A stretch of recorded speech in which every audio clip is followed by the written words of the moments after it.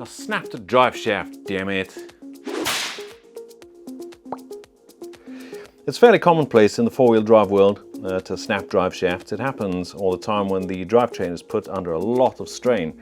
In this case, a wheel got jammed, and I just kept on plowing through, and obviously the whole transmission sort of locked up, and the only weak spot which arose is the drive shaft. Now, in the name of science, let's see how it actually breaks. So let's just see exactly where that weak spot is.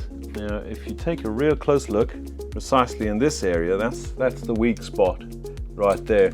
Now, I'm holding down, I really don't recommend you do this, but I'm holding down on one of the wheels and locking the transmission up. And I'm just going to gently accelerate.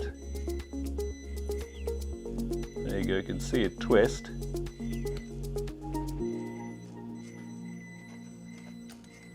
And it'll eventually snap. There you go.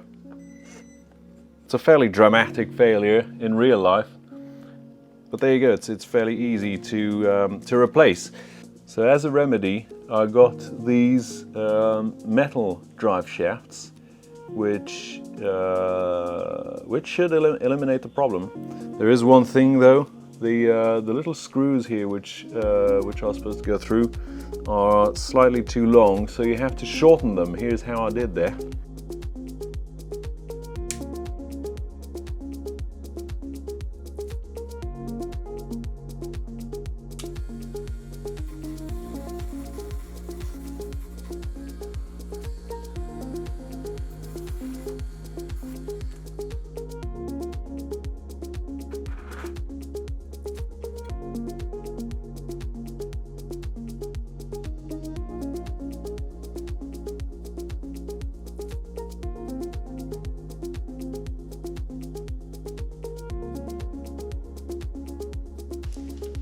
Ooh, that is not good.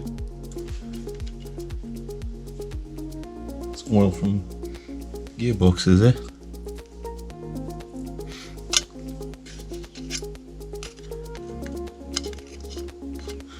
That better be oil from the gearbox.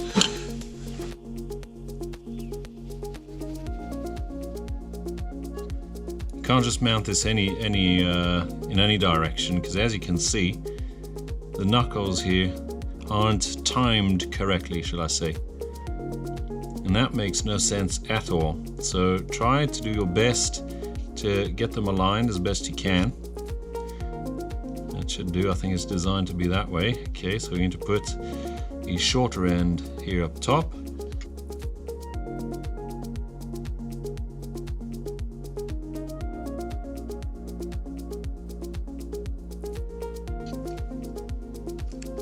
And voila!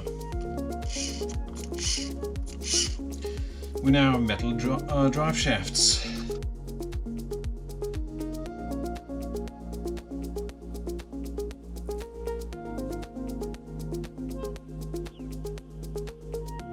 Okay, so these are for the, the bin, I suppose.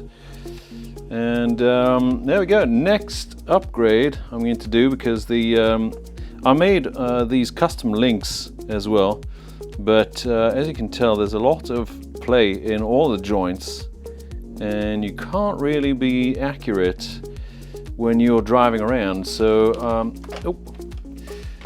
so I've decided to go with a set of these high clearance tie rods, suspension tie rods from Endura. And so if you use if you use my link, you can get 5% off of these, and 5% off anything you buy, actually, for be it the TRX4M or any other RC vehicle that you have.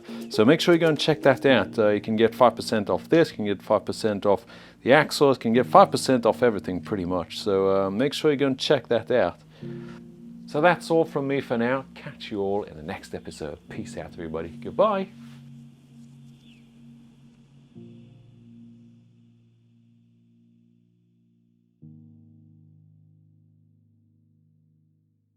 you.